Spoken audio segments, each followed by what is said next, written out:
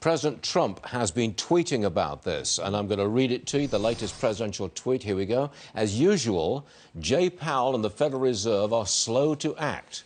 Germany and others are pumping money into their economies. Other central banks are doing it much more aggressively. The U.S. should have, for all of the right reasons, the lowest rate.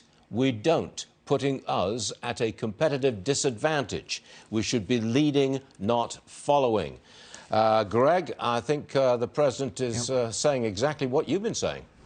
Yeah, you could have predicted that tweet. I'm surprised it took him that long today to actually say something like that. But yeah, this is a period where we need to rely on the experts, the doctors, the scientists. I'm not sure it's all that productive for Trump to say that. The Fed will move. Powell indicated that on Friday. So I think it was not a helpful tweet.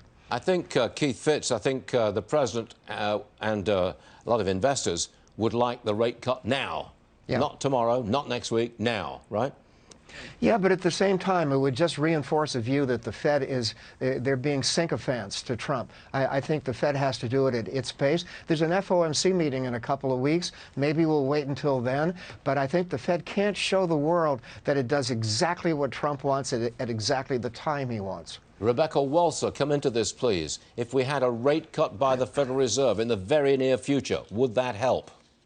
I mean, I think that's what you're seeing in the market right now is the Federal Reserve's, Jerome Powell's comments on Friday, letting people know, trying to calm the market on Friday, letting people know the Fed is watching and the Fed will take action as appropriate. So I think that's why we saw this sort of rebound on Friday afternoon, as Sue mentioned, and also this morning. And so, yes, the Fed is a factor here, and we do look for that. But again, we're still going to have this emotional back and forth. Once deaths are coming in and once cases are spreading in the United States, people are going to emotionally overreact, and so we have to be prepared for that. This is going to spread, and this is going to affect us. It's going to affect travel. It's going to make people stay home, and conferences are being canceled. All of these things are happening, and we just have to prepare for that. And the Fed is not going to be able to stop that full stop, and it certainly isn't going to affect all of our supply chain problems coming out of China. So